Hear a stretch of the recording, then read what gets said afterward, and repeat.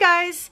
So I wanted to show you my beautiful new Leuchtturm 2021 B6 Plus monthly planner. I have been using one of these this year as a planner and notebook where I record everything to do with my planner hobby. So video schedules, wish lists, orders, just general musings about planners, and I've absolutely loved it. So I ordered the new 2021 version and I wanted to do a walkthrough of it. So this comes in two sizes, a B5 and a B6 Plus. The B6 Plus seems to be only a couple of millimeters taller than a standard B6, so be careful of that because standard B6 covers and jelly covers won't fit it, which can be really annoying if it trips you up like it did for me this year. So I ordered this from the Leuchtturm website and it comes in two colors.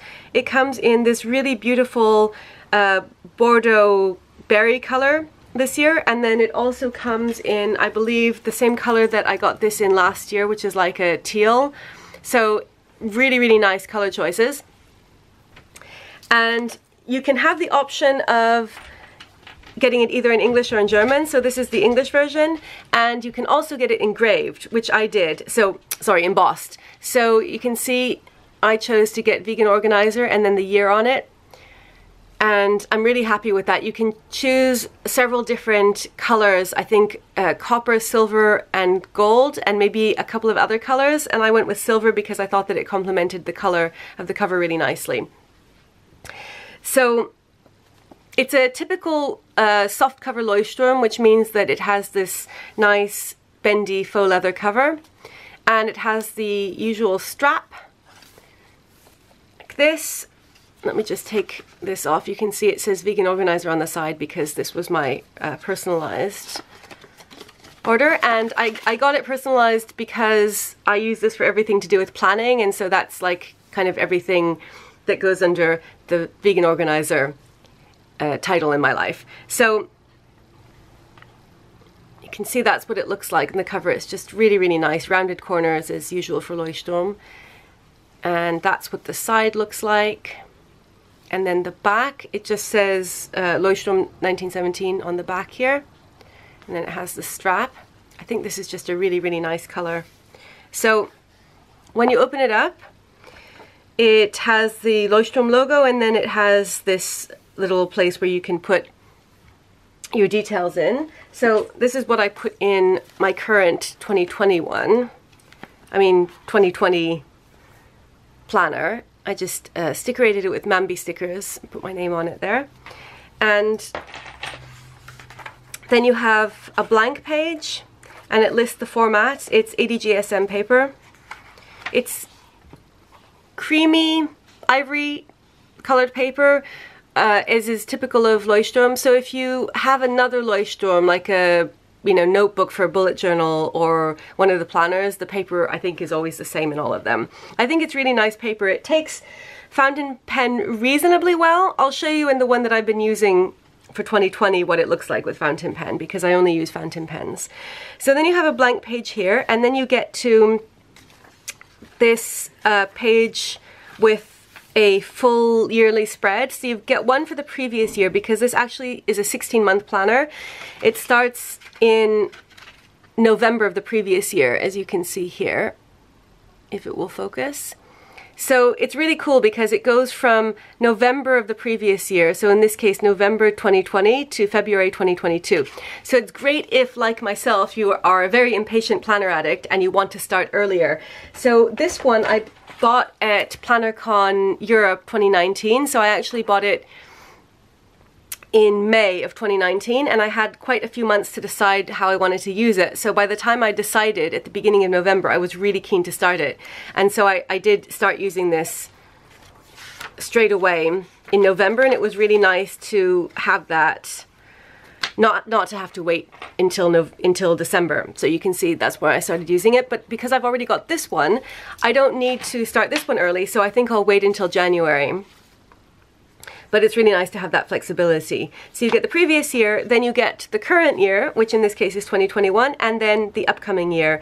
And I really love their font and the design choices. That's one of the reasons that I am so keen on Leuchtturm planners and notebooks, is that they have this very nice uppercase sans serif font, which looks really clean, and it's printed in grey, so it's quite understated, I feel, and I think it just looks really good.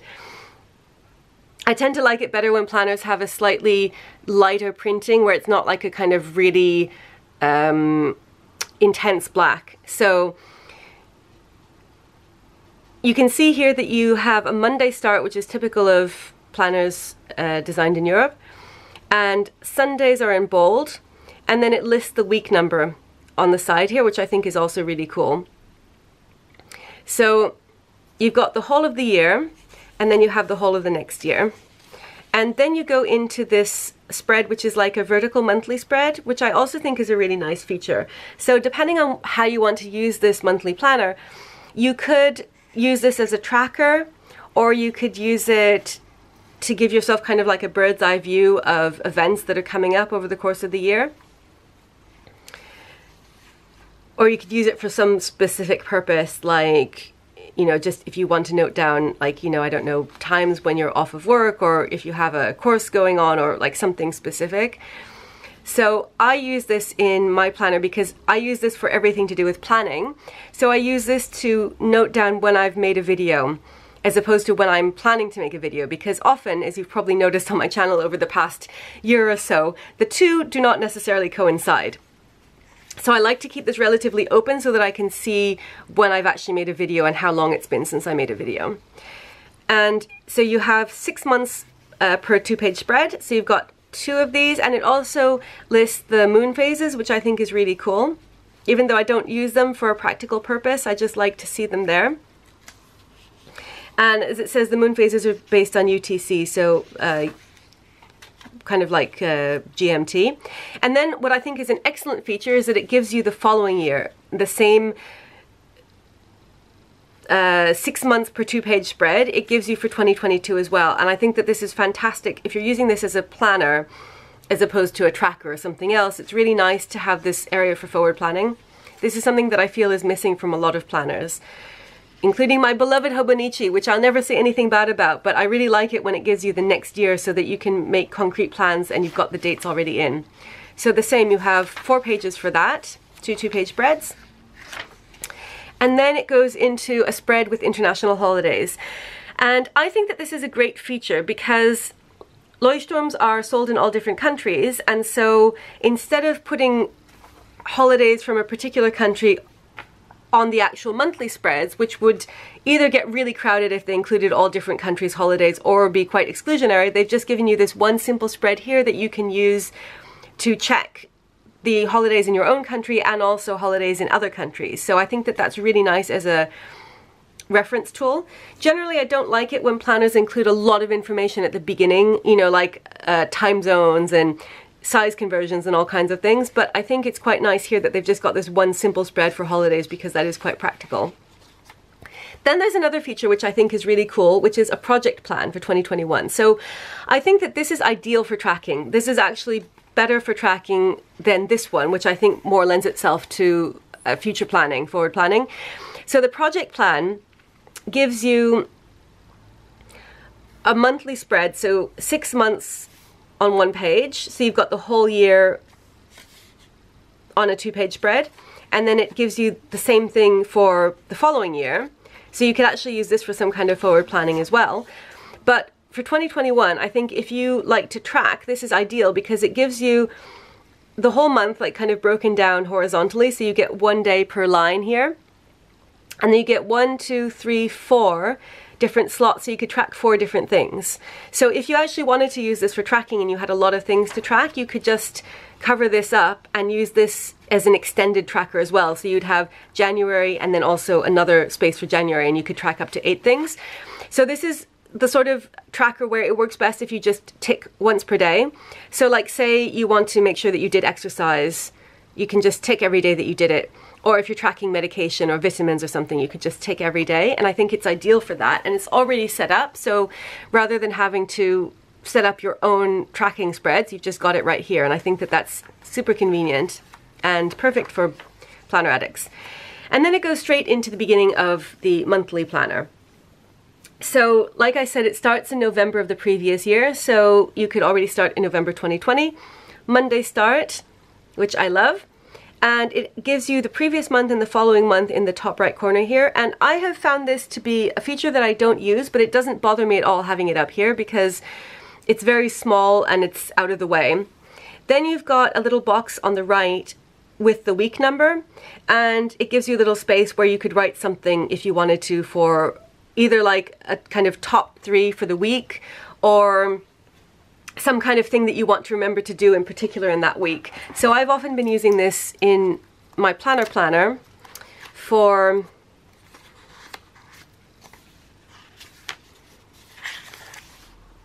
things that I want to do over the course of the week. So this is when I was trying to check if there was going to be an update on PlannerCon Europe for 2020 and for Mrs. Brimble's CAMS PlannerCon. So I wanted to remember to do those things just generally over the course of the week. And so I just put it here under week 6 and week 7 because then I could just see it all throughout the week. So I think it's really useful for that sort of thing, but like obviously it's blank, so you can do whatever you want with it.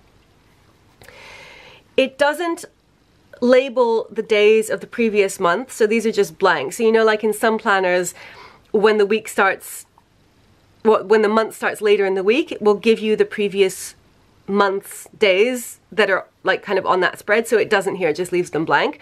So you can use this also for other things. I just usually use this for decoration, but if you wanted to list some things that you were especially keen on doing that month or order tracking for the month or whatever, you could put that here.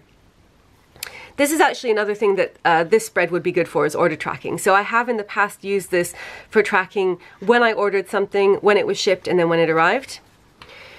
So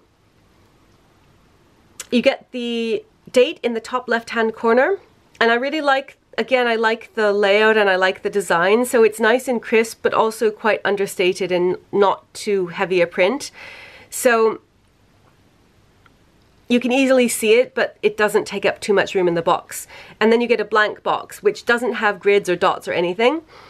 And because this is B6 plus size, so effectively B6 size, it means that you've got room to write a couple of things, but you know, you can't use it for detailed planning. But let me just show you how I've been using this here. So for example, this is how I've used it. So I generally use this to note down when something important is coming, like my new camera and tripod came this day, or when I've ordered something, or when I want to remember to check something, when I want to make a video, anything planner related, basically. That's how I use this. So you can see that you can get a good few words in here, depending on how small you write. The main thing about this that can make it a little bit awkward is that because there's no lines or dots, I would actually rather it either be blank or have dot grids, because I realized that I just don't like lines at all. So a few years ago, the monthly on this used to have lines, and I'm happy that they took that out. I think it's much better blank, even though it does sometimes end up that my writing is a bit crooked. But you can fit a reasonable amount in here, so it is quite functional. So that's your monthly spread. It has this little vertical line here at the bottom right of each box. So you can write in, I mean, you could do whatever you wanted with this, but I think that the idea behind this is that you can write a page number and you can refer to then the page, because when we get to these, you'll see the pages are numbered in the notebook part of this. So you could use this as a kind of like an index entry. So like say if the notes that are relevant to this day are on page 54, you could write 54, and then it's like a way of easily checking. So I think that's a really cool feature, and that makes it like a bit more like a bullet journal. So the months just continue like this. On some months, like February, which is a short month obviously, you have an extra blank space at the bottom. So again, you can use this for notes or for decoration, but it does give you quite a bit of space for notes. And sometimes when the month finishes in the middle of the week, you just get a little bit more space for notes there. So I think that this is just a really beautiful spread. I love these monthly spreads. I think that the B6 size is nice because it's not so big that it feels overwhelming, and it's very easy to take with you if you're going out, which many of us are not these days, but it's really portable, but it feels like it has a lot more real estate than A6. So I find A6 just to be too small and too limiting, and it feels somehow constricting to me, whereas B6 feels like it's nice and roomy enough, but it doesn't have the intimidating feel that an A5 might feel. I don't mind an A5, obviously I use an A5 as my main planner, but when it's something that is like not my main planner and I don't need to write so much in it, I feel like B6 seems just a lot more accessible and welcoming and unintimidating. So you can see quite a lot of months have this extra space at the bottom and the top, which you can use for extra notes relating to the month. And then also you always have this weekly summary spread here on the right. So that continues until February of 2022, which gives you some room for more detailed forward planning for the directly following months. And then obviously you can use this for forward planning for the whole of the next year. So I think that's just really well designed. Then you get to this contents page or index page. So it gives you a space for the page numbers, and then it gives you a space to write the topic, and you get 2 of these. So this is ideal for using the rest of the planner for lists or anything else that you want to easily be able to find. And then it has a blank page with the Leuchtturm logo, and then it goes into the dot grid pages. So this is something else that I absolutely love about this planner, is how it has dot grid pages, and this is the only option that you get. There's no option for lined or blank or anything. It's just dot grid, which I think is beautiful. And the pages are numbered. So I think that is just really well thought out. And the dot grid here is the same as on their dot grid B6 Plus notebooks, if you're familiar with those. So you just have these numbered pages and sewn binding, as you can see, going all the way to 138. So there are 138 pages in this, which for me, having used this not as my main planner, but as a planner that I am in and out of a lot, it's been absolutely fine. So I just use these, like I said, for whatever I want. Lists, notes, journaling, anything to do with planners I put in here. And I've also been decorating it with stickers. And I'm about halfway through the year now, so we're at the beginning of August, and you can see this is what it looks like, quite heavily stickerated throughout. And I've got about half of the notes pages left, and I haven't been, you know, like consciously rationing myself. I've just been writing in this whenever I want to, and it's been working really well. So I think this is ideal for something like my planner. If you have a particular topic that you want to focus on, it's nice because it's a manageable size. It's not too big, but it gives you enough room that if you just want to focus on that, you've got the space to write down your upcoming events. But if you don't need a really detailed weekly spread, then this is perfect because you have the monthly, and then you have an extensive range of pages here. So you could use it almost, I'd say it's almost enough for 1 page per 2 days. I think 138 pages. No, maybe not. 1 page per 3 days, something like that. So if you did want to use it as a bullet journal and make out your own weekly spreads or daily spreads, you could do that as well. I just use it, so this is kind of unstructured, so I just write in this whenever I want to. And then at the back you have this end page here with the Leuchtturm details, and then here you've got this blank page. It's thick cardstock like other Leuchtturms, and then you have the typical Leuchtturm pocket with the archiving sticker here, and you have 2 bookmarks.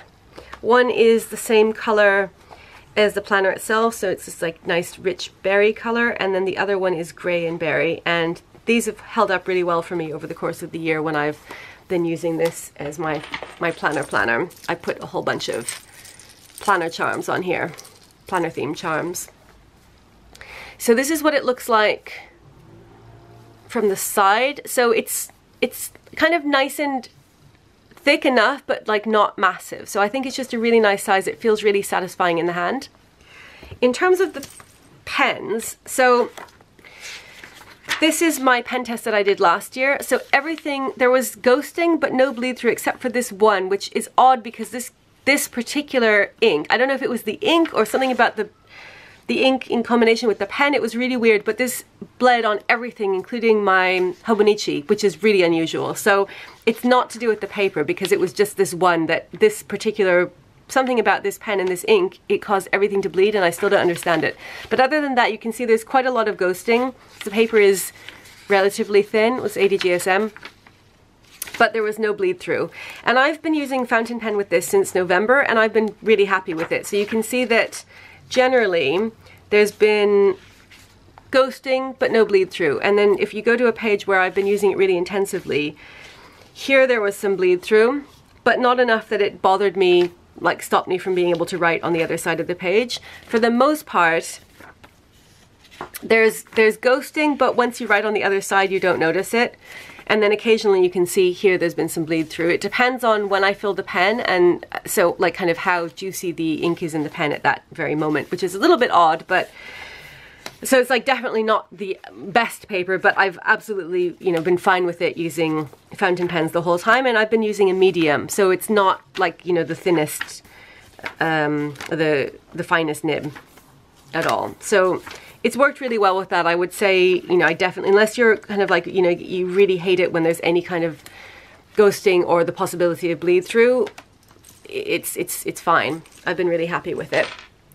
Unlike Moleskine, for example, I can't use Moleskine with a fountain pen unless I only write on one page. So it's definitely better than that in my experience. So I think that this is just a really good choice if you like the idea of a monthly planner with a lot of note pages, very similar to the Hobonichi Day Free. So I actually bought this before the Hobonichi Day Free came out, otherwise I think I would have been really tempted by that. But I think that the advantage that this has is that it comes in B6 size, and even as a diehard Hobonichi lover myself, I really like the B6 size, and that's something that I wish that Hobonichi would bring out. Maybe they will this year, I don't know, I'm still always live in hope.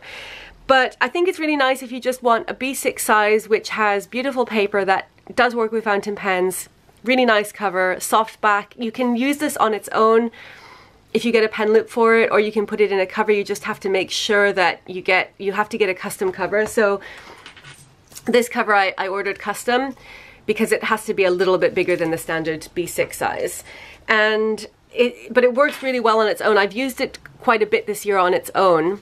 This one without, I put a pen loop on it, and it's held up really well. So I've been kind of in and out of covers and just using it on its own, and you know, it's held up beautifully. So I highly recommend this as a nice option if you would like a combination of a kind of monthly spread with the space to bullet journal or do whatever you want with it. So I hope you enjoyed this. As always, thank you so much for watching, and I'll be back again soon. Bye!